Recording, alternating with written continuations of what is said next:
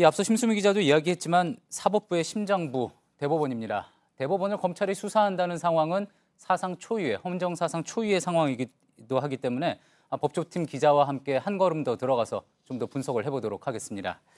강현석 기자가 나와 있습니다. 강 기자, 눈에 띄는 거는 이제 수사를 의뢰한다 하는 그런 표현이 아니라 수사에 협조를 한다 이렇게 이야기를 한 겁니다. 수사 협조 쪽을 택한 이유, 특별한 이유가 있을까요? 네, 일단 최종 판단을 내리게 될 대법원장이 직접 고발에 나서게 되면 이 검찰 수사 이후 이제 재판을 맡은 재판부에 미리 유죄 심증을 줄 우려가 있다는 점을 고려하는 것으로 보입니다. 예. 그렇다고 자체 내부에서 끝내버리기에는 이미 세 차례나 진상 조사가 이루어졌지만 별다른 결론을 내리지 못하지 않았습니까?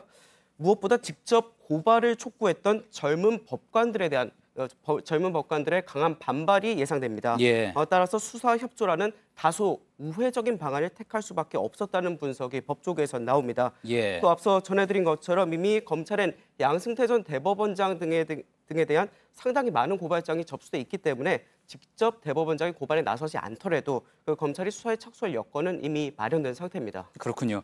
아무래도 일반인이 고발하는 것과 대법원장이 직접 고발을 하는 것은 여러 가지로 의미의 차이가 있겠죠.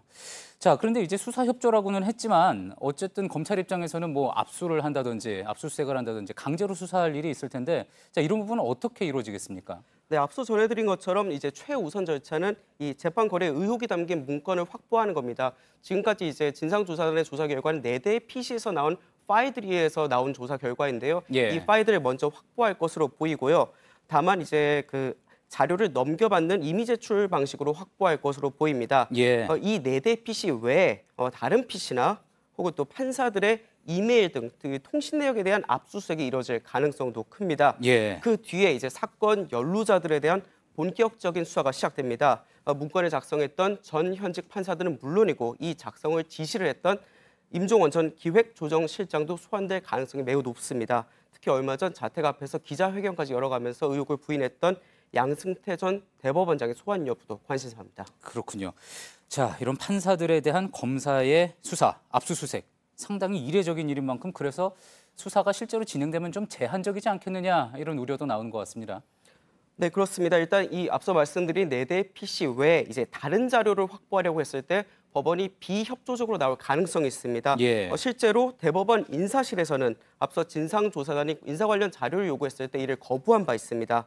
또 확보된 4대 PC 외에 그 이메일이나 전화통화 내역, 문자 메시지, 카카오톡 대화 내용 등에 대한 그 통신영장이 과연 발부될 수 있을지도 관심사입니다. 예. 또 재판 거래 의혹이 불거졌기 때문에 그 상대방이었던 당시 청와대 관계자들도 조사를 해야 하는데 우병우 전 민정수석 등에 대한 제대로 된 조사가 과연 이뤄질 수 있을지도 역시 관건입니다. 예, 그렇군요. 자, 그런데 오늘 대법관들도 성명을 내놨습니다. 그런데 그 내용이 재판 거래 의혹에 근거가 없다 이런 내용이네요.